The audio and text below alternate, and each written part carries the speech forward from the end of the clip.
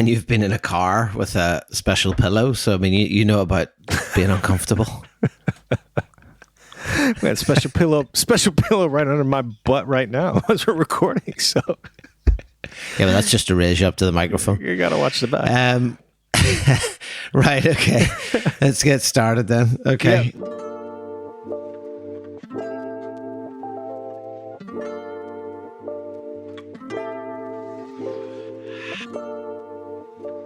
Okay, welcome everyone to the Tokyo Jazz Joints podcast. It is episode 91 and I've been up since 5 a.m. It's now 9:53 my time in my reality. James, what time is it where you are and how are you? It is a lovely 5:53 p.m. on Saturday, and I am great. I've been a very productive Pete all day. I recorded my summer's podcast special this morning, did some shopping, took out the dog, did some laundry, and now ready to get to podding again. I mean, every day should be so productive, shouldn't it? Well, I mean, in many ways it is for me, but I don't want to boast. Let's just say that this is not the typical Saturday for me. So I was going to say, yeah, I feel like this is the exception to the rule. Yeah. I'll be talking about it for years to come. Yeah, remember that Saturday? Remember productive Saturday back in 2025? Well, look, we are picking up where we left off, which is always a good place to start. I'm still up in I want to say wilderness. It's probably slightly misleading. There are parts of it that are very wild. I suppose it's in some ways it's a bit of a final frontier for Japan. In terms of it's not quite as developed, it's not quite as built up and densely populated as you expect in other parts of Japan. But I've had a long evening in Sapporo, as documented in the previous episode, and so I jumped up, a bit like your productive Saturday, jumped up with my to-do list on the following day. And I had this was one of these days really where I had a pretty tight schedule. You know, this was all about the trains. This was all about Japan coming through with the train times and the train connections. And so I'd set my goals certainly on 3 particular places, which I really I felt like I had to get to see, because I know you'd been to 2 of the 3, and the third one was a little further flung. So it was very much a case of making those connections and then hopefully not getting stranded in a regional city and ending up back in Sapporo very late and very pissed off. But I managed to crack it. So I started the first place I headed out to was a place actually that I think we had on our list way back when we went to Hokkaido. And I think we probably once again underestimated what was involved in it, but we didn't actually make it together. And this place is called Freelance in the lovely coastal town of Otaru. Really beautiful little spot.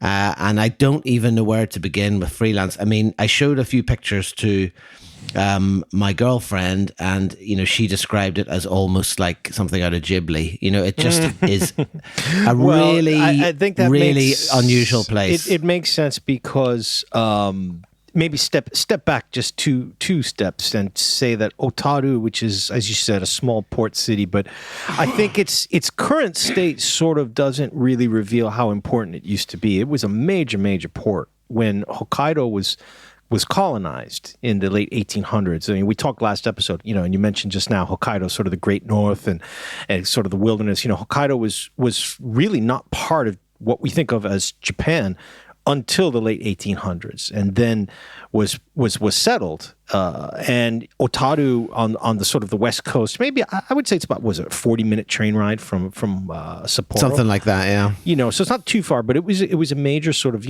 port terminal, and it also it had the first railway line in Hokkaido, and so that little walk from Otaru Station to the beautiful Freelance, you actually walk by a lot of these old gigantic warehouses along the canal, which are now, office buildings and some, galleries and cafes. They've sort of made it pretty nice. And, it is a walk, like you mentioned, like it just doesn't look like the rest of Japan up there. Everything is bigger and more spread out. And when I was there in November in 2022, it was already, you were feeling that chill in the air. We talked about how far north Hokkaido actually is, And so if you look up pictures of Otaru and Freelance, you'll always see like tons of snowbanks everywhere. But yeah, Freelance itself, as you said, it has that kind of thing of like being out of a movie, because it's a structure that was built more than 100, I think it's 110 years ago, they said, when I was there. So that'd be almost 115 years now.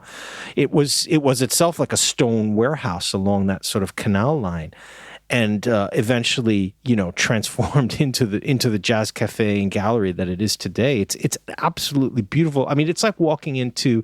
It reminded me when I was in Maine, in New England, in the United States, and you'd go into these like old cabins, that are way, way up north, and they just feel so distant from the rest of the country. That's what walking into Freelance felt like. Yeah, I mean. It just looking at the photos there, it's 3 floors first of all, and as you said, it's this old building with a much older style roof, built out of some kind of stone, which again in and of itself seems fairly unusual, and it's kind of tucked in behind these trees and all overgrown, and then there's all these like kind of makeshift. There's like a makeshift entrance with old bits of wood and signs, and then it has this little kind of storehouse garage type structure on the side, where there's a couple of parking spots that just says Freelance Parking Coffee Jazz, and it has a neon sign up on the top floor. It's got this big wooden door with like a little kind of peephole in it that's covered with a sign that says close, which you often see in Japan rather than closed. And yeah, it just wasn't what I was expecting at all. And like you say, Otaru itself, I mean, I just couldn't believe the number of tourists. I mean, particularly it seemed to be kind of Asian, I guess Chinese, maybe Taiwanese, Korean tourists, just all around the town. And you come into like other places in Hokkaido, I guess you come into the station, and when you come out to the concourse and out onto the street, you're kind of looking down this hill that kind of sweeps down to the port. And so I walked down there, and I was quite early. I was obviously a bit too keen to be productive. So I was there a good sort of 30, 40 minutes early. And then I did the thing where I was like, I wonder, is it worth just hanging around outside? Should I just kind of see if, and then funnily enough, the guy came out, about maybe 15, 20 minutes beforehand. The master came out and sort of looked at me, and we had that moment, and I was like, is he going to say hello? And then he just kind of, I nodded at him, and he just sort of nodded back, and then just went back inside.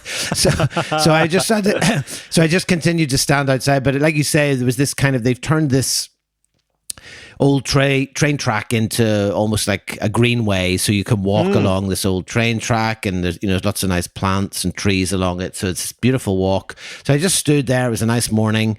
There was still the remnants of cherry blossom in the park beside, and it was just a nice kind of relaxing start to the day, actually, even though I'd kind of panicked to get there. I then proceeded to watch, something I just think I've never seen anything quite like it, but I was sitting on a bench just in the little tree area just beside Freelance, and a young Asian couple came up, and the female, she just shoved her phone into this boyfriend's hand, and they proceeded to, I would say, a good 20, 25 minutes just right there in front of me to do this kind of Hanami cherry blossom shoot.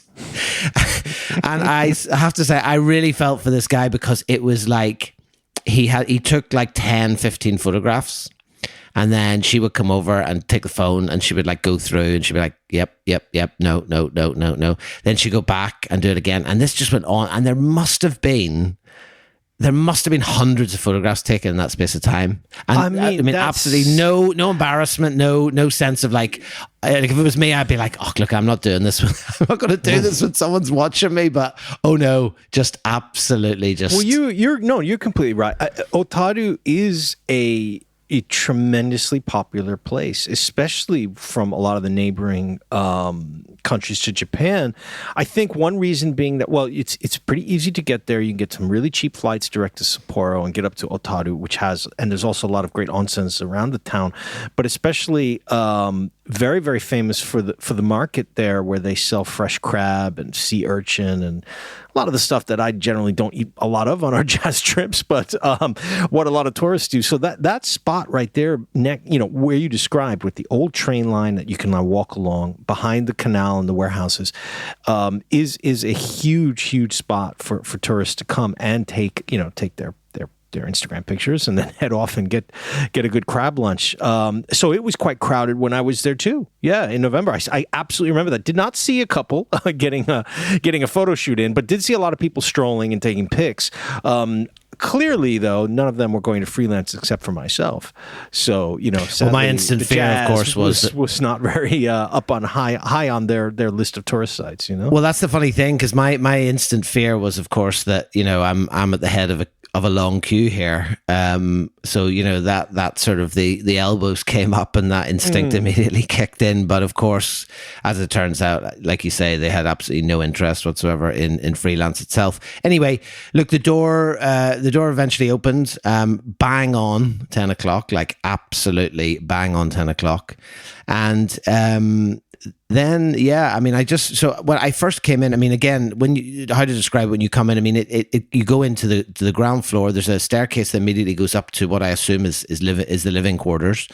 There was a relatively younger woman there who I assume... The living quarters, I think, at the top. The second floor is actually where he has occasional events and also a little gallery space, because I didn't realize that, because there was no indication. Yeah, well, we had talked about this, I think, after you visited and after I'd gone a couple years ago, but we can get into a little bit now. So, freelance, in addition to being just a wonderful jazz kissa, is actually a sort of a hub for a lot of the art scene in Hokkaido.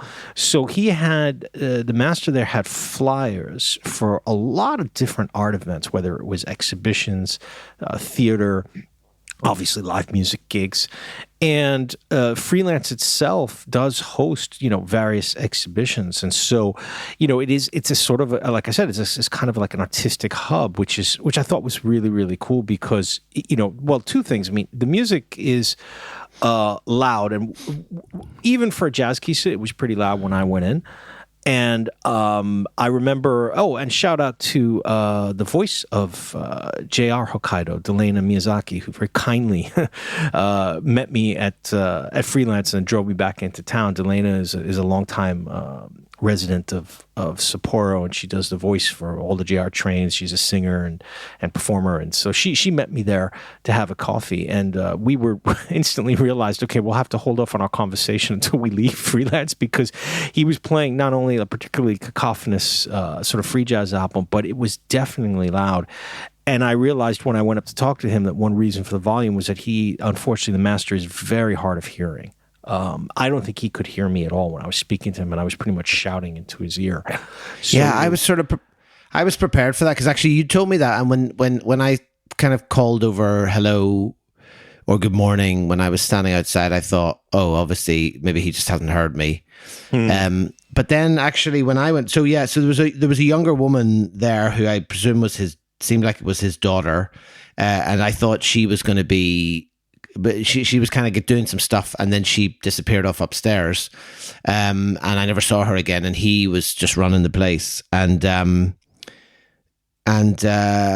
it wasn't so loud. But the space itself, it's got this kind of almost like alpine cabin feel. Like it's all wood. There's the wood burner. Like it's very cozy. I imagine the summer, like if you had the snow outside. It must be. Well, it must be May. Really, really. I don't know. Yeah, it was May. Even May, it still can be a little cold sometimes up in Hokkaido. But maybe he wasn't burning any of the logs when I went in November. when you walk in, you get that amazingly like cozy smell of a wood burning oven. Yeah. It's just immediately you walk in, you're just like, I can sit in here for like 2 hours. This is great, And again, that's one of those like northern Japan type things that you don't get anywhere around the Kanto area. That big pile of chopped wood outside, and that lovely smell, and that oven that he had in there. fireplace, whatever you call I don't think it's an oven. It's not an oven. Well, I mean, it might be, but he had the tea. Well, no, you put the tea kettle on it. But anyway, it was a real Still not an oven. classic one, and it's just so warm and cozy when you went in. But it was interesting. I mean, we didn't get any conversation in probably for the 15 minutes we were there because it was just so loud. But I did eventually manage to talk to him a little bit and explain why I was up there, and I got some of the flyers, and was able to again sort of see that, like, okay, this is it kind of, when you're from the outside, like you described, like when you're outside, you see these like overgrown like trees and bushes that haven't been trimmed, and it's just old stone cabin. There's some stuff lying around. You think, oh, okay, it's one of those kind of kissa that's sort of just fallen into disrepair because the owner is older. But when you go in, you realize that no, he's got all of these flyers and things for very contemporary events. And it is still a lively, sort of thriving venue. It's just, the time of day that maybe both of us went. I also went right in the beginning of the day on a weekday. So, clearly nothing was going on. Yeah, well, it was, I mean, for me, it was very much a game of two halves. So I came in, there was no one else there, happy days, sat down in the corner. And then I saw this sign, my heart sank because it said no, like it was a camera with a line through it, and I thought, sometimes, I mean, it's fine, right? Because you can sort of ask, but sometimes when you're asking, for me, it's easier if you've had a little bit of chat rather than just, I'm here, can I take some photos? But I was also conscious, I had sort of about an hour, so you don't necessarily have the same length of time or the luxury to kind of wait. So then, of course, I realized actually what it said was no filming, which was great. So I was like, oh, okay, so camera. So I was doing a couple of surreptitious photographs just for myself. Then I reread the sign. It was like, no filming. Well, that's fine. I'm not filming. I'm just photographing. So there was no problem there. And I ordered my coffee, came over, and then actually it kind of changed completely. So he kind of came over. No, I went over to the counter. That's what it was, because I wanted to look at some of the flyers, like you said. And he had a lot of Moriyama Daido, who famously I was mistaken for down in Nagasaki, down in my proudest moment. Were you rocking the bag? Were you rocking the bag on this trip? I didn't actually have the bag. I wish I'd had the bag. If only I'd had the bag there, would have made more sense. He would have invited you to stay.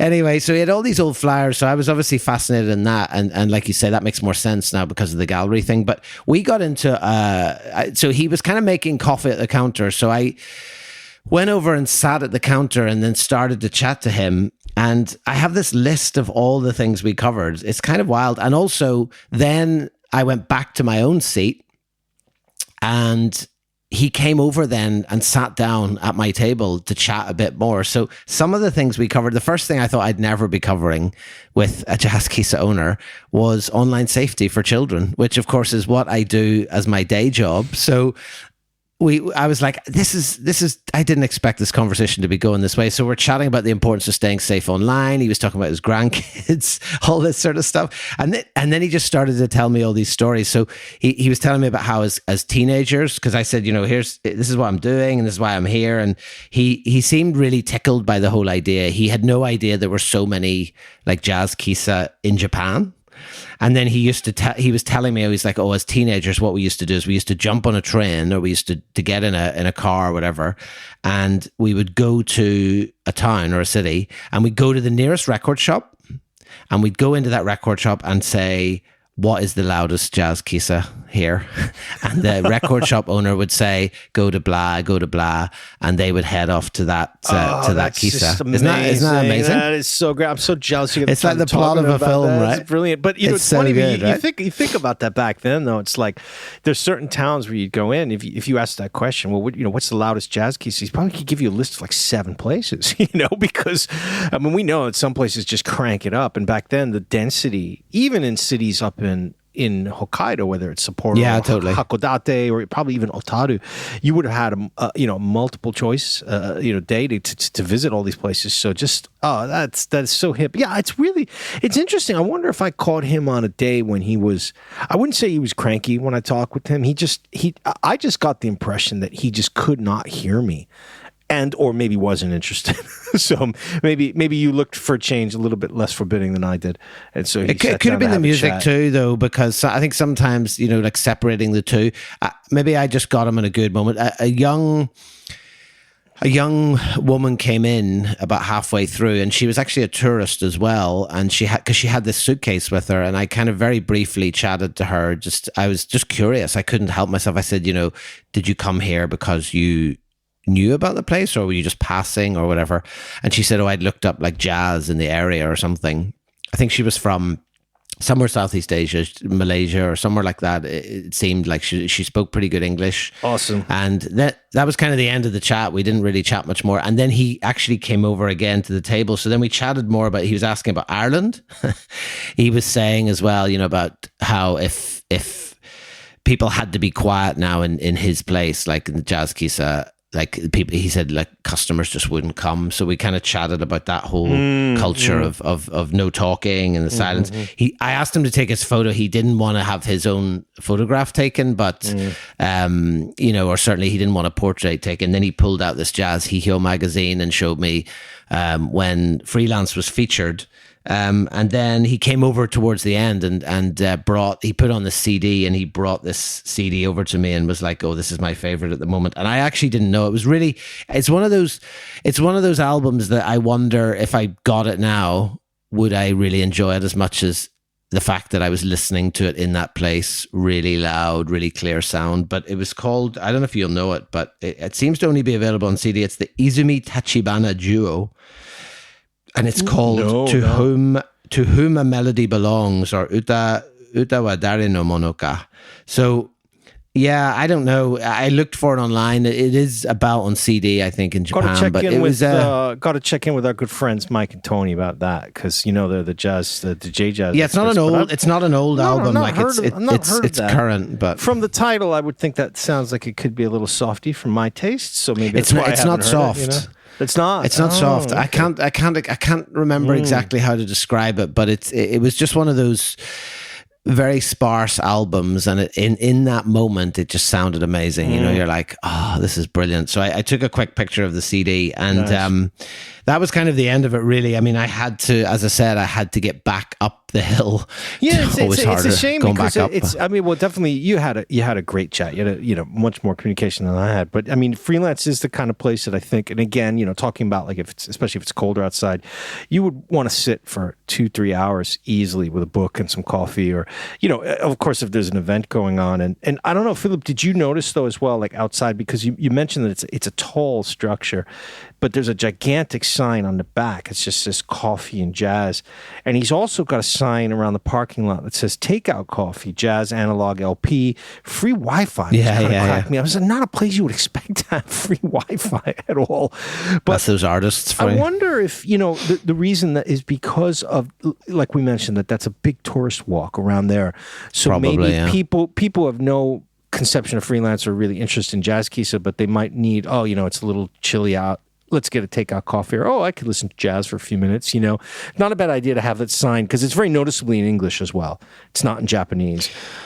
Yeah, it's one of those places, I think, that the world around it has changed, but it hasn't. But it's kind of the changes around the outside will probably benefit Freelance, like as you say. I mean, it's first of all, I think he said 85 it opened, so it's a fairly permanent looking structure compared to so many in Japan. The daughter being there would presumably suggest that there's some longevity. She may continue. It's obviously a family home as well, so it may be that she may not live there, but it may be that it continues as such. And so you kind of hope that it's 40 years this year. You hope that maybe it'll keep going for a bit longer. But an absolute cracking start to the day, and again, sort of scratching an itch too, because it's one of those places. Well, we talked about it for years, because even it had been almost 3 years since I had been, but I've been hearing about Freelance for at least 15 years. But I just, for some reason, I never really made it up to Hokkaido often before we started Tokyo Jazz Joints. And then, we had our quick trip up there too, but it was, 36 hours or something, where we hit pretty much just the Sapporo joints. So it was just one of these legendary places that it's sort of been forgotten by me, and then took us a while. But the fact that, finally we could knock it off is, everybody that when you mention you're going up to Hokkaido says you got to get to Freelance. It's a unique place, and it is, Yeah, I mean, definitely scratching an itch for me, because I remember when we started looking at places in Hokkaido. As I said before, we didn't get a chance to get up there, but it was definitely somewhere. And probably having been now, less paranoid about it disappearing and not getting to see it and photograph it, but certainly delighted that I went. And it's one of those places that you have to go out and then come back in to Sapporo. So the next stop for me was another place that you had been on your own. And I mean, from the sublime to the ridiculous, really. So you've gone from this kind of Ghibli film set type place in Freelance to a joint tucked away in a very nondescript kind of suburban part of Sapporo, down a little lane, yes, brand new house. Neighborhood called Tene, outside of Sapporo, I think on the north suburbs, and it's just when I walked around from the station, kind of checking it out on the way out. And it was like, this isn't a place that you would never really come back to. But it is, like you said, yet another to add to our list of retired gentlemen who converted the first floor of their home into a small jazz kissa. And it's called Wise One, which is, again, always a good sign, because I think, like a lot of people listening, you and I are Coltrane fanatics, so we know that Wise One is the beautiful ballad from the Crescent album, one of my favorites. So I was excited to get in there. And Philip, do you remember like when you finally kind of like walk up a little pathway? Again, this is Hokkaido, so people have yards. Very unusual for me living in the Yokohama, but yeah, he's got a tiny little yard, and you walk up, and then you open the door, and as soon as you walk in on the left, it's just the counter and floor to ceiling vinyl. I'm looking at a picture now that I took those times 3 years ago, and it's just amazing. He says on his website that he's got 3,000 records in this tiny little space. I calculated it to be a bit more. We always sort of have different estimates on that, but whatever the number is, it's an awesome sight when you walk in. Like, you just walk in, the counter is full of all this coffee, all this vinyl floor to ceiling, and then the master is there. Remember, this is his home, right? But he is there looking very dandy with his black vest, white shirt, bow tie, cranking out the coffee. I mean, just a gorgeous sight in the middle of a drab suburb.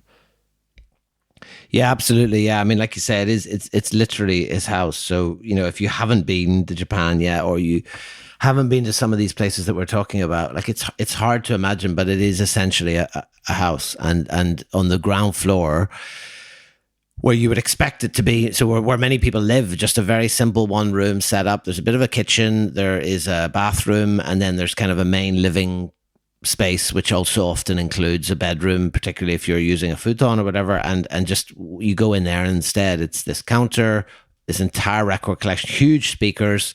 He has a piano in there as well. And then, you can kind of sit at one end at the counter and either turn around and face the speakers or sit with your back to them. But this sound is washing over you from these, I think they were JBL speakers. And it's just, and also then it has these little like elements of kind of just, which I find always really interesting, but this kind of like little elements of domesticity. You'll get these little bunches of flowers, or you get like a little lace covering on something, or something that's been embroidered, and just these little kind of delicate, homely, domestic touches.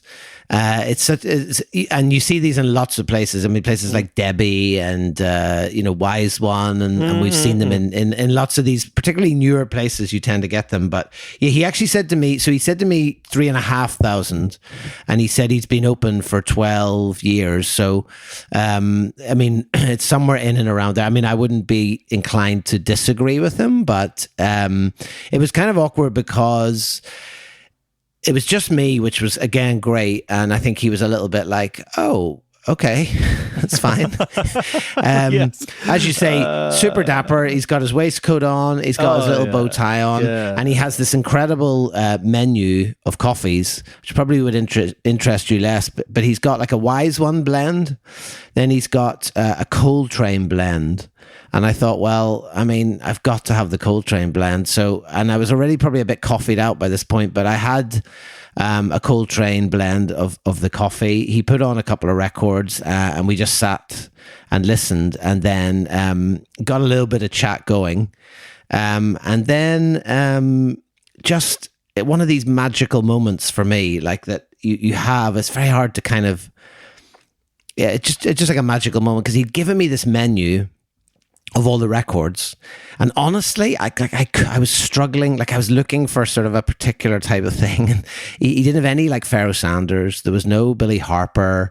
Like, it was very specific types of stuff, and it was one or two of the odd thing. I was like, okay, well, it's not really what I want, but like, I feel like I have to request something now. So I don't actually remember what I asked for in the end, but after he played that, all of a sudden, I think I was either at the toilet or I turned around, I was like photographing or whatever, and then suddenly he just put on Ole Coltrane. Oh, and I was like, there was that moment where I kind of froze, and then he said, "Oh, do you like this?" And I looked at him and I was like, "Oh my god, like it's one of my favorite Coltrane albums, it's one of your most essential albums." And it's interesting, right? You said that, because and I think even if you don't read Japanese, I highly recommend to all our listeners is to look up the Wise One website, which is on one of these sort of it's called ameblo.jp. And if you Google Wise One Sapporo Jazz, you'll find it. Because contrary to what you might think, our man at Wise One, he actually blogs quite a lot, pretty much every day or so, about his sort of album of the day. And I'm scrolling through it right now, and a lot of the choices are, I mean, stuff that you and I really love, but definitely there's a point where he sort of stops with the heaviness. But he writes these little blog posts about the albums, and he's got like August 4th, The Gigolo, Lee Morgan, Dippin', Hank Mobley, Smake It, Art Blakey, Stanley Turrentine, Mr. Natural, et cetera, et cetera. So a lot of these classics, that we would know from 60s and 70s, or maybe more, mostly the 60s, but he blogs almost every single day on this website, which is with a rather mysterious sort of picture in the background of like space. I don't know what that's about. I think I've showed this to you once, Philip. It's very, very, it looks like it's 1985, but oh, I know the one you mean. Yeah. But it's really kind of cool. Like, he takes the time to sort of every day feature an album, give a little bit about the background, and put the track listing, put the the members, and then writes a couple hundred words or so in Japanese about it, and then puts in some YouTube clips. So he's obviously very, very dedicated to keeping his shop relevant with getting the customers to get the coffee they want, but also introducing the music. I really like that. Yeah, I mean, it was a gorgeous little stop for me. I had some difficulty finding it, actually, because when you use Google Maps, it kind of takes you, it's one of those ones that's tucked in behind. It seems like it's on the main road. So the only thing that indicated it to me was he's got this jazz and classic and coffee and wine sign, like posted up, laminated, heavily tacked onto a piece of board with some drawing pins that just indicates it's in off this street. You do have to hunt for it a little bit. I remember that. I don't remember the classical, but I do remember it's quite ramshackle. But yeah. If you're, I was lucky to get a ride there. But if you are up in Hokkaido, and listen, Philip, it's still amazing to think that when we started this, I would never even thought it, but we do know now that there's a lot of people listening who are going to go check out the places we talk about, you know what I mean, on their Japan trips, often by themselves with very little Japanese language ability. So, if you're looking for Wise One, take a little bit of extra time to wander around from Teine Station, because the picture maps on the website are not going to help you at all. You'll just be lost amidst a lot of suburban housing. But I mean, I thought it was an absolute. You may have a hallucinogenic experience though from the website. So I mean, there is that. I mean, like for me, I mean, I wrote an episode for a podcast called Promenade, a couple of years ago, an Irish podcast, a beautiful podcast. You should check it out. But I wrote a kind of a short episode all about this album, about Ole, and about how it's kind of been at significant points of my life, including obviously you and I listening to it in Downbeat. And I feel like this was just a sort of a lovely little epilogue because, again, totally unprompted. Not only that, we're in Wise One. I'm drinking a Coltrane blend coffee, and sort of telepathically somehow he decided to pull out Ole, and just to hear it in that space and to sort of add another chapter to that whole relationship with that record was like really magical for me. So a great place. And then I had to split quite quickly because I was heading to a place called Asahikawa, and somewhat of a slightly enigmatic place. I rushed down to the station. I had a slight panic with tickets. One of those lovely staff at JR, this young female staffer, was like, I'm just sort of, when you're like panicking, you're like, I don't know which buttons to press. I just need to get on this train. And she did this, just bam, bam, bam, bam, bam, bam, bam, like shoved the ticket in my hand and was like, go, go, go, So I managed to make the connection again, get back to Sapporo.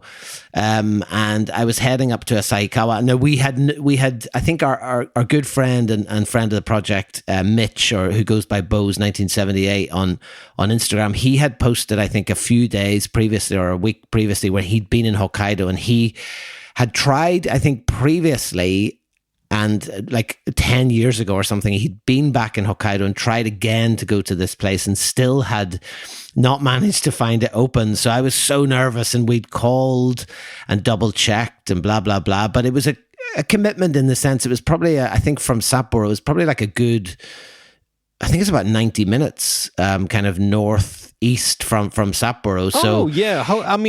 Like we said, Hokkaido is big. It's spread out. And Asahikawa is getting up there towards almost near the tip-top north, sort of like long peninsula that goes up towards Russia. So it's the northernmost like large city, I guess you would say, in Hokkaido.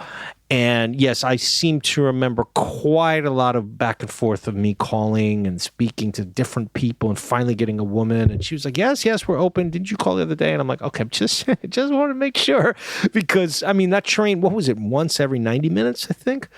So if you, it's not a regular one. Yeah, definitely hard to navigate train time as well. You're coming back. I mean, you're in Otaru, you're in the outskirts of Sapporo, so getting the right train to get up there right when they supposedly would open. So I that's why I think we did call like a couple times, and then we called on the same day just to triple check it, because yes, Mitch had said that, and then also I'd read online a couple of the Japanese bloggers that somebody had put a comment like, again, Google Times, not reliable. It wasn't open when they said it would be. And I was like, bad sign. We've had that experience many times, right? So I was expecting, not the worst, but I was expecting that you might be spending the night unexpectedly in Asahikawa. Oh, cheers. Going to wait around, Nice. So I didn't say back. It, but I was definitely waiting that text or phone call. It was like, yeah, look, I got to get a business hotel here because they're open at 8 p.m. and I have to see it now that I'm here. But no, worked out perfectly. You got there right in time. And take it away, because sadly, this is a place that I have not been. And once I saw the pics and heard you talk about it, I was just like, God damn it, need to fly up there. Well, I mean, again, it's you get to the station and you think, oh, it's over there, and then you realize it's a 30-minute walk. So I had to take a taxi, which was one of the more entertaining taxis I've had, because there's this old guy. He had a mask on, he had a very, very, very pronounced wig, and I got into the thing and I said, can you take me to Aberu? And he was like, what's that? And I said, oh, it's like a jazz place, And he was like, right. And I said, okay, you don't know it? He said, no. I said, okay. He said, well, where is it? So I gave him the name of the station, because again, these days you have it on Google Maps, right? So it's like, if you just drive, I'll tell you where to go, right? But what you often find in Japan is that, like, even though you have that, and you could literally go, look, right here, left here, keep going. So he radios through the dispatch office or whatever, and he starts asking about this place Abaru. So then they're looking it up, and I'm like, oh my god, like I can tell you where it is. Just can you just drive? So he starts to drive, and then he asked me again. He's like, "Donna mi se?" And I was like, "It's a jazz no mi se, jazz no mi se," and I mean, we've used that a lot of times because we've been in a lot of taxis where we get into the station. It's a place that we know, but often a local driver doesn't know because they've no reason to ever have been there or whatever. But what I wasn't expecting was his response, which was, "Jazz wa doyu koto desu ka?" So he was like, "What is jazz?" And I thought, well, mate, that is a big question. That is a massive question. Do you want me to try and answer that right now? So I was, you're sort of working on the basis that, like, as a bare minimum, people will be like, jazz no mi se. So, it's like it's like, maybe it's that music bar over there, or maybe it's that jazz place. There has to be some explanation that, listen, we've got we've done 90 podcasts about this and spent years on this. Japan is a jazz heaven, a jazz-loving country. There's no way, even if you didn't know, not including this man, even if you didn't know the shop, there's no way. It had to have been either maybe he was old. I don't know. Was he an older guy? Was it hearing? Was it your accent? Something? No, it wasn't. No, he said to me, "What?" He said, "Jazz wa doyu koto desu ka?" And I said, "Like jazz, like the music, you know?" And he was like, "Wakanai." So anyway, and I mean the most incredible thing as well is, although it was like probably let's say 7 or 8 minutes in the taxi, so it's not even like this place is far out. Now we talked a lot, in Japan, a lot of taxi drivers are not career drivers. They're often guys who worked for companies that were restructured. There's definitely a lower bar in terms of like geographical knowledge to become a taxi driver. So, but the maddest thing is when you get to Aberu, it is this enormous 2-story building, right? It's got Aberu and the name written all over the side of the building. It has a huge mural facing the road with a cat on it. So like you sort of think, okay, I'm not asking for some tiny hole in the wall, like underground place. Like it's literally this enormous structure in the town that you're driving through. But he didn't know it. Anyway, we pulled up, he dropped me off, and happy days, it was open. But I mean, before you even go into Abaru, you just have to kind of appreciate, like it's basically like an apartment, but it's actually an apartment building. So when you look on the outside, there's kind of like a balcony where you would expect a second floor. Like if it was apartments, there would be people on the second floor. You would come out your door on the balcony and come down the fire steps or whatever. It's got this huge black and white painting on the side with parking and this enormous picture of a cat, which says jazz beside it. And the jazz is kind of like a red slash that looks like a chili pepper, and it says Jazz Point Aberu, and there's a sign, like the kind of sign that we see in so many places, like the lit up sign that you plug in, and you go down this alleyway. There's a huge parking lot for Aberu, and then you go in, and once you go in, like there is no way to really fully do it justice, like of how enormous and absolutely incredible this place is. Like I cannot.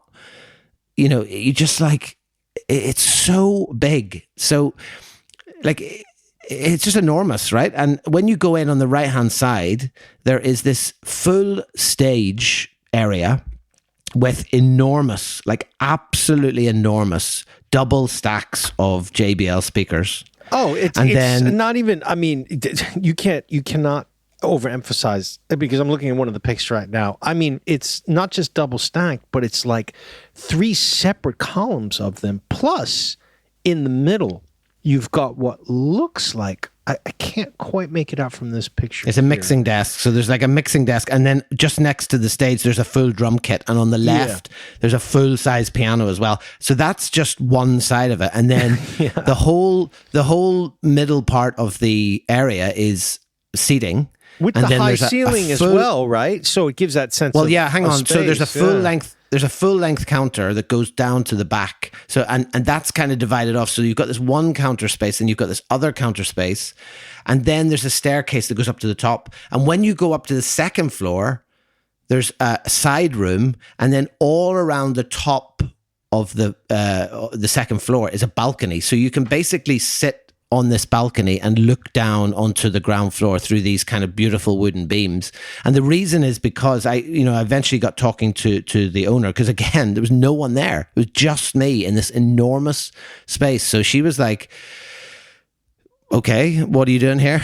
So we got chatting, and it turns out that her father had opened this place. She said that it was 12 years it had been open in that location. So they'd had like 2 places nearby, and they moved to this apartment complex and basically took out the second floor. So it was an apartment block, actually. They took out the second floor. So the whole balcony bit is what would have been like the second floor of the building. So you have this, like, it's just like this incredible live space. If you had like a gig on there, people can sit on these beautiful tables all around in this beautiful wooden building, all around the top floor, look down, and then you have all this space. And it was just one of those places, like everywhere you walked, it was like, oh, there's another little kind of nook, and here's another little cubby where people can sit. This is what really shocked me then about you telling me all this, because, I'd done the reading about Abirum, just looking it up right now again too on some different Japanese sites. And strangely, some of them are saying anywhere between 16 and 24 seats for like a session. But that sounds very, very low, unless they're saying that that's just the ground floor, that they're not using that balcony area. But you're saying that they've got the seats there. So I'm wondering if maybe this is a COVID thing, because, we learned about that with Elvin and, other places too. Like, after COVID, they started reducing the number of events, maybe reducing the number of people that could come in, because the pictures, what you just described and the pictures that you showed me and the picture I'm looking at online, it's a massive space. So why are all these sites saying that it's only like 16 to 24 seats? I don't know, but it's a huge space. So it could be that that's just the downstairs. I would say possibly just looking at some of these pictures on my phone, it could just be that. But either way, like I've got the pictures to prove it. So if people don't believe us, you can check out the pictures on the website when they eventually go up. But it was one of those. I think I was texting you at the time because I just could not, and it's one of those places that I wish we had been together, because you kind of almost, it's so mad that you feel like you have to share it with someone, because it's just unbelievable. And the detail, like, they've got these kind of wicker chairs, everything is in wood, it's beautifully clean, the lighting is amazing, and the sound was just unreal, and you're just sitting there on your own with this. I had some really weird drink because I just couldn't drink any more coffee, and she was well, playing. You would have been about on your 4th cup by then, at least. Yeah, I know, it was like at least, right. Get a little violent jazz coming out of that stomach if you have more coffee. Yeah, it was not nice, but anyway, so she was just playing. She played mostly CDs actually, but even just things like, she played an album which is called The In Crowd. And there was a cover of The In Crowd, but it was by Kyoto Fujiwara. And again, it's one of those things that you probably wouldn't necessarily buy or listen to yourself, but just sitting in that space and listening to. Now, she did say as well, we got chatting, she was talking about Van Gelder's studio. She was saying, well, apparently wood is better, and like that's why, this place is wood, so the sound quality is amazing. And I've got something which just is lampshade trivia, which is very mysterious. Don't know what that means, but trivia, dear. I've just got that note. But she did say like it's free. She was like, oh, in winter it's so cold. She's like, even with the stoves, with all the stoves on, or ovens as you would call them, even with all those ovens on, it's really, really cold. So you can kind of imagine sitting up there, like, a slight chill, but in the winter, but still just to be in that space and like listen to that music. It was just an utterly wild experience, and I was so thrilled to be able to get it. And it was also came with that really nice sense of accomplishment that the connections had worked out, and even if I got stuck there at this point, it wouldn't have mattered, because at least I got to see and experience this place. And just as I was kind of planning to head back to the station and make my connection back to Sapporo, a few old guys came in. So she said that, she kind of said, do you want to hang around? Because they were coming to rehearse. So I think there's a band or like a collection of older guys play instruments. So they come and, I mean, again, they're just coming. Think of some of the shitty rehearsal spaces that bands use. And then they're just coming to Abaru to rehearse. And well, I mean, think about like how rare it is that we, of all the, I mean, 200 plus places we've been to, obviously a lot of pianos, but you don't see many drum kits set up. There's certainly no space, and you wouldn't want to hear somebody banging on the drums in most small jazz kissas. So that should give you an idea of how big the space is. And looking at some of the pictures of Abaru and also just the surrounding of Sahikawa, again, Hokkaido so far up there. And this is way up in the north of Hokkaido. You've got the view of the mountains and stuff. So I would imagine that, Abiru is one of the places that again is like a nexus of any jazz musicians who live up there. So there's probably people coming by all the time to rehearse jam sessions or whatever. Man, I can't wait to fly up there and check it out. I mean, it's near the top of my list of places I've not visited yet. Yeah, absolutely. I mean, if you are intrepid enough, I know our friend Marin from the Netherlands, I know he, if I'm not, hopefully he'll correct me if he's listening and I'm wrong, but I'm fairly sure that he dragged his wife up there on their honeymoon, I believe, to Aberu. So I'd be curious to know what she made of it. But the fact even that he had made the effort to go up there specifically, because it is definitely one of the wilder places to go and definitely one of the further flung locations. Perhaps not the furthest, but certainly just in terms of the kind of experience and the reward of getting to see it and experience it. Like, it's definitely worth it, particularly if you're going to be in Hokkaido, because I can fairly much guarantee that if you go, during the daytimes when they're open, that you'll more or less have it to yourself. Well, you can fly from Haneda directly to Asahikawa, so that would cut off a lot. Yeah. I mean, it wouldn't be very strenuous at all for me. I live near Haneda Airport, so to just go up on a Saturday morning and spend the day in Asahikawa, checking out Abaru, checking out the town, just come back on a Sunday afternoon. So, I mean, that's definitely something that's on the menu. Oh, it kind of, it's funny. It reminds me, just looking at it and also the conversation about it, it reminds me of another place that's way up there that we went to separately, but Elvin in Iwate, which, quite like sort of similar, like distant, very odd shape, very unique. But just when you walk in, you're sort of like, you just, your breath's taken away. Not, I would say, as clean as Aberu and as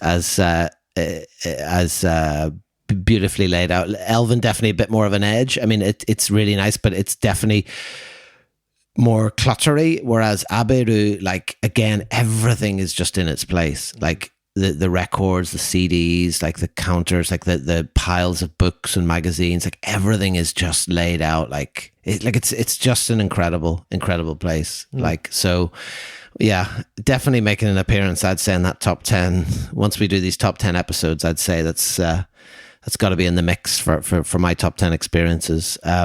So yeah, that was Aberu. So I stood rather lonely, cut a rather lonely figure on a kind of what felt a bit like a monorail type platform to get the train back to Sapporo. Made my connection. Just looking at my photos there, I can see the triumphant photograph of a chuhai that I sent to you, and some snacks. Yes, I remember. I remember that. Yeah, a rare dip into osake on the train for you. You usually are more of a see, at that point it was like deserve the thing. So I got some Karakuchi beef jerky, always a favorite. A mango sparkling chuhai, which I know you'd be right up your street, and then some mysteriously named Belgian frites, which were very nice if I remember correctly. So yeah, that was the journey home, and again, just very tired, very long day, but very satisfying. But not done though, James. Not done. Never to be defeated. I got back to Sapporo. I had a go at visiting Angel Eyes 2. Which I know you'd been to, and we'll maybe save for another episode once I managed to actually make it. Unfortunately, it was closed, but I did go to the neighborhood. I did listen out for the music to draw me towards the place, but unfortunately, it was just the music in my head because it wasn't actually open. Yeah, very mysterious joint. You also didn't make it to Amefuri, which I think I didn't had put know on the list. Another one that's a very, very hard to find, buried in one of those tall. You remember when we were talking last episode about the gigantic like buildings with 10,000 different bars in them in Hokkaido because it's so cold. When you get lost in these hallways. So that Amefuri was another one of those. It took me about 45 minutes to find. So for your next trip, yeah, those two will be on the list. But you got to a different place that I had not been to. Or ever even heard of. So yet another to add to the list, another bar, Bird. Yes, well, I mean this is one of those things where I think you it's like one more drink, it's like one more for the road, and I sort of got the taste, and I think we every time we go to Hokkaido, we're like, oh, there's actually a lot more places to see. So we should probably just learn that lesson at some point and just go for a more sufficient, a more sufficient length of time instead of just like always being like, oh, we didn't get to there. It's like we never actually learn, But this I just thought, well, look, I'm kind of like I'm in good spirits here. I've got the evening to myself. There's no point just going sitting in the hotel. So there's a couple of options. I was toying with going back actually to Bar 81, but instead I thought I'll go to the brilliantly named, really very much an example of doing exactly what it says on the tin, which was 7 Seats Bar Bird, which is literally a bar named Bird, which has 7 seats. And a really kind of interesting experience to end the day. Like, what I can only describe as really quite a melancholic, kind of quite a sad way to end the day. It was a really, really strange experience, like I have to say. So, it's one of these bars that we've talked about many times. And again, if you haven't been to Japan, it's sort of hard to imagine, but in these large, large buildings, you have floors and floors of just tiny little units, often like what we would consider perhaps to be like one room divided into 2 or even 3 units. And this 7 Seats Bar Bird, you go in, you open the door behind you, and directly in front of you, I mean, literally there's kind of the space, there's like perhaps the space of an aisle on an airplane, like on a regular airplane. And then you've got these seats, the 7 famously, and then the counter. And there's no visible way for the person who's behind the counter to get in or out. And as it turns out, actually, the way he gets out is a side door. So he actually comes out into the corridor. So you kind of go in through this little side door, and he's just standing behind this counter, Great. And so you're sitting, and it had a real kind of like, again, heyday in the 80s kind of feel of this bar. And again, no one there, just me. Definitely was not expecting me to come in. And it was an old guy called Hirayama-san. He's 75 years old. He opened it in 1994. And inevitably in those situations, you kind of have to chat, really. There's no way to not talk. So, and he only serves, this is the other thing, he only serves this like 2 whiskeys from what I could see. And the kind of house whiskey is something I'd never come across, which is called Michel Couvreur, which, as you can imagine, when it goes into katakana, is quite difficult to pick up exactly what he was saying. So he slides this bottle of whiskey over, and would you believe it, James, it's a French whiskey.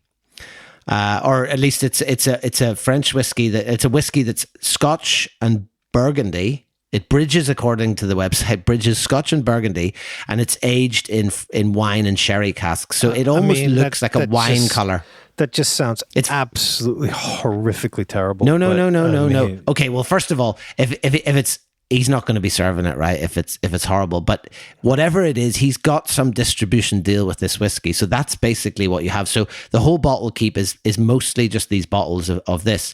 And so I said, oh, what kind of whiskeys have you got? And he said, well, I've got this Michel Couvreur. I was like, Okay. I can tell you haven't spoken French in quite a while from that pronunciation, but okay. I know already I'm like, okay, panicking because I'm thinking, okay, this is one of these places. It's going to be like, there's no prices, right? Oh, so there's it's no going to be menu. 4,000 so yen for like a shot. I'm like, my God, sure. and like even the bottle just looks like super fancy, right? You're just like, this is just, so he slides this bottle over and then he comes out one of these beautiful little whiskey tasting glasses that has the kind of bell shape, like a teardrop type shape. And it's got this little glass lid on top of it. And I was like, oh, is the lid, I didn't make a fool of myself, gladly. I said, oh, is the lid for the smell? And he said, yes, absolutely. So you kind of, you take the lid off and you sort of have to appreciate the aroma. And I have to say it was a very nice thing, but all the time as you're drinking, you're sort of thinking, God, it's been quite an expensive day already. I really don't want to be dropping like 5,000 yen on this one measure of whiskey or whatever. As it turns out, it wasn't actually too bad. I mean, it wasn't cheap, but it wasn't quite as bad as that. But we just sat and chatted for a bit as I sipped my French-inspired whiskey. But then it kind of suddenly took a turn because he started then to talk about, I said, are you going to keep going? And what's the plan? And then he just started to offload about this illness. And I was like, he said, well, actually, I've just been diagnosed. Now, I did look this up and I've forgotten, in my ignorance, I've forgotten to double check, but I think it's called IgG4. So it's some sort of illness that it's quite rare, I think. And basically he was saying, I've been diagnosed with this, so I've had to go for all these tests. And he said, I've never been sick in my life. And now I've got to take all these drugs every day. And like, I just have no energy and like, I'm really struggling.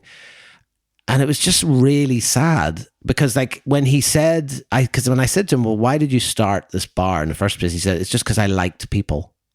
He's like, I just liked people. So he's put himself in this situation. He wants to stand there at night behind this little bar, chat to customers as they come in, look after them.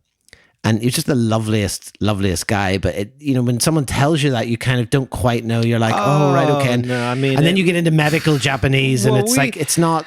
I mean, easy, right? Think about how many times we've, going back to even, I remember a guy at Big Boy in Jimbocho, Saruman in Nagasaki telling us about their illness, Vanguard in Kyushu, where he's like, well, yeah, I'm just recovering from a little bit of cancer. I was like, a little bit of cancer? That doesn't, it's just the way that these guys sometimes drop it into the conversation, and you're just sort of immediately reminded of your own mortality, but also the fact that like what's going to happen to the joint? You kind of think of these things and you like these things. That's again the reason why we do this, to capture these moments, to capture these places, because there often is no successor to it. And I can't imagine from what you've described here at 7 Seat Bird that there's somebody willing or able to take it over. This is the kind of place that'll just be bought and changed to a different kind of shop bar or karaoke bar or whatever. We see a lot of turnover in those kinds of places of that size. But I mean, at the end of the night, that is a bit of a drop for sure.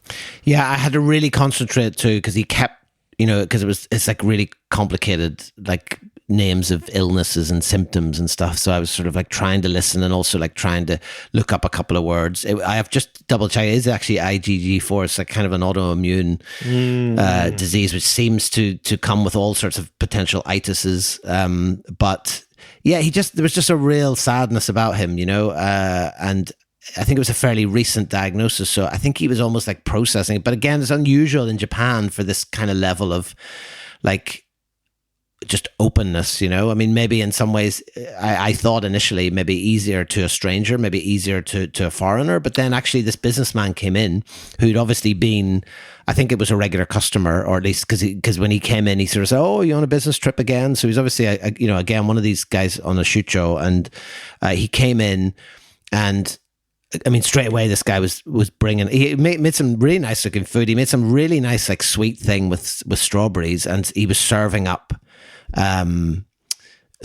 this to this businessman, and then the businessman's kind of slid this strawberry panna cotta type thing down to me. He said, oh, do you want some? And I was like, no, I'm actually fine, thanks. But then he did this. Then he went on to do that thing that I'm sure all non-Japanese people who've lived in Japan will recognize, where I mean, you could justify it as being embarrassed, but it's just quite irritating if you've lived in Japan. But he started to talk about me in the third person. So he was talking to the owner, sort of saying, "Oh, is he on holiday?" or this sort of thing. Yeah. Even though, like, it was clear that I was talking to the owner as well, Right. In Japanese, and I was just like, "Oh, do you know what? Like, I just can't be doing with this, right?" So crazy when that happens. That was kind of my, it was like one of those crooks came from off stage and just kind of like pulled me slowly off the stage. So I was like, look, I'm going to wrap things up here. So got the bill. Can't remember exactly how much it was, but it was definitely not quite as awful as I thought. And that was 7 Seats Starboard. But actually, just as I was leaving, I was standing in this corridor, just taking a few final photographs of the sign and outside. And next thing I hear this noise, it's like, chotomate. And lo and behold, the owner, Hirayama-san, has appeared from this little. Now, when I say little, it's literally like you're hunched over to get out. So it's this hole in the wall. So he basically goes to one end of the counter. There's a hole in the wall with a little door. So he comes out through this door and he goes, just a minute, I've got something for you. Goes round the back to the storeroom and he appears with 2 oranges and a bag of chestnuts. And he's like, take that. I mean, and he sends me off for this. That I mean, almost matches the senbei cookies and keychain laminated postcard from Tea Garden that we talked about. It's unbelievable, 2 right? episodes ago. Yeah, I mean, the gifts are just always well appreciated. But yeah, that is very unexpected, but absolutely wonderful. A good way to end the day, and I believe that's the end of your Hokkaido journey for this trip, right? It was, yeah. I mean, it's just it's just a way to finish it, because it'd been kind of a strange experience being in there, quite intense, bit claustrophobic, and then you just realize, like, there's something about Japan that, even though it's just a country of giving, people. Yes, people are standoffish. Yes, people are quite closed at times, but there's just this culture of like giving to other people that I think is so unusual, and like. If it ever existed in where I'm from, it's gone to some degree. But despite that man, struggling with this diagnosis and all these things, he has this impulse to come after me and give me a gift. It's just, I don't know. It kind of blew me away. And those chestnuts, I think they made it back to Ireland. I did actually eat them in the end, but they kind of stayed with me the rest of the trip. And as you say, yes, that was my final day in Hokkaido, and happily enough, of course, then the next morning I was heading to the airport to fly directly to Kansai. Always rich hunting ground for us to meet up with you to continue our journey together. I mean, and if it sounds like we've had busy days in Kanto when you first arrived, and then with your trip to Sapporo, wait till we dive into the next. I believe we've got 3 or 4 episodes to cover Osaka and the greater Osaka region, including an afternoon in Kyoto. Oh man, we got all around. So yeah. There's a lot to look forward to over the next few weeks, and yeah, I can't wait to dive into it. I was actually just looking at some of the notes. A lot of taxi talk on these on TJJ 2025. I've noticed we've got some taxi, a lot of taxi talk. We've got some more good ones coming up from Osaka, which you know what that is, don't you? That's either we either got richer or we got older, and it doesn't feel like richer. Well, so I guess it's the latter. Definitely the latter, because there were some times when it was just sort of like, oh no, I can't be facing this 30-minute walk right now. So yeah. No chance. Yeah, but definitely some good taxi taxi banter to bring. But looking forward to it. Absolutely. And listen, if you are listening, as always, thank you.